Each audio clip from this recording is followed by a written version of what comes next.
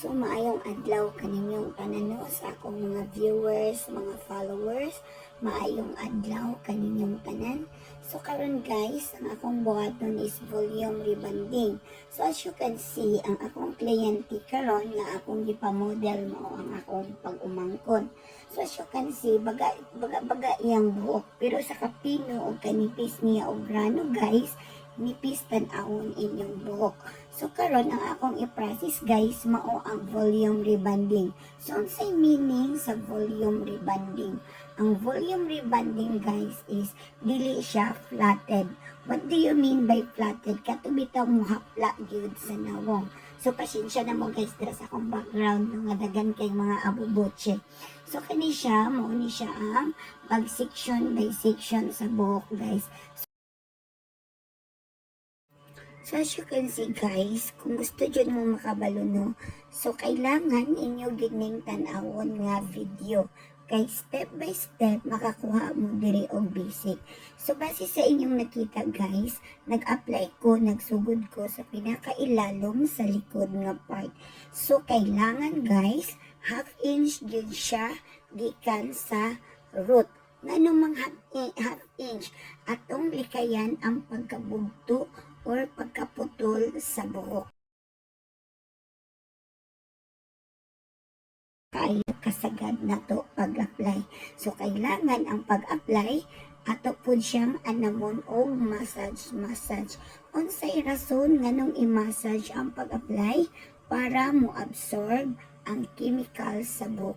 So, kali guys, after gi-applyan, ibabad na ko siya for 40 minutes.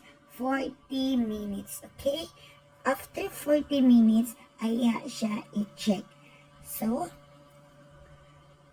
as you can see guys, naluto na.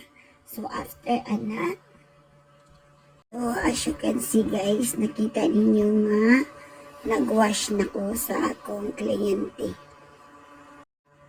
So, as you can see guys, nakita ninyo, nag-wash na nako after 40 minutes. Kay luto na ang hair, okay? So, ako na ni siyang i-pass forward, guys. As you can see, no?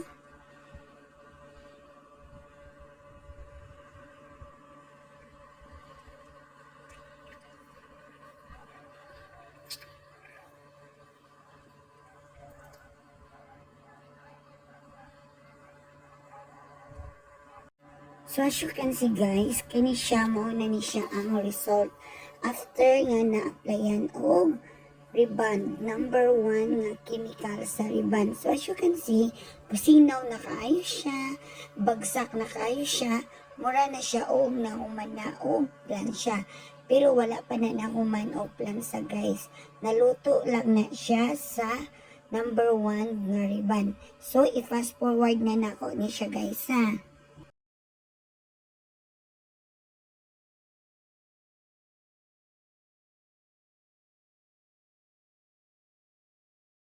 As you can see guys, grabe na gyud siya kasinaw, grabe na gyud kay siya kanindot no.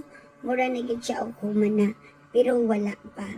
So kung mangutana mo, kay nanglan pa ba siya i-plan sa yes? Sa guys, mo back job gud siya o mo balik siya buhaghag.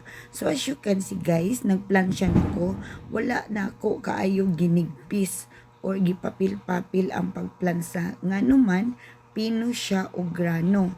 Pino then isa pa luto kaayo siya sa number 1 nga reband. Guys, so as you can see, inana lang yun siya kadali. So ako na ning i-fast forward.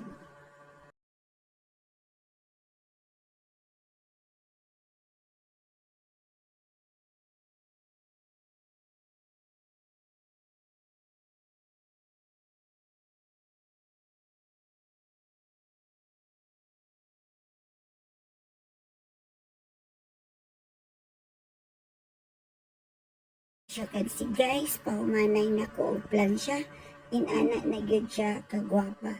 So karon makita gyud ninyo ang final result ani guys kung unsa ni siya kanindot kaayo.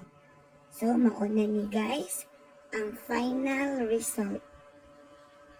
So, thank you guys. Thank you for watching my vlog. Thank you for watching my videos. So, thank you kayo guys. Ang inyong nagbibigay ng tips at mga basic na willing na magturo sa inyo ng libre, Babes Azenedro. God bless guys!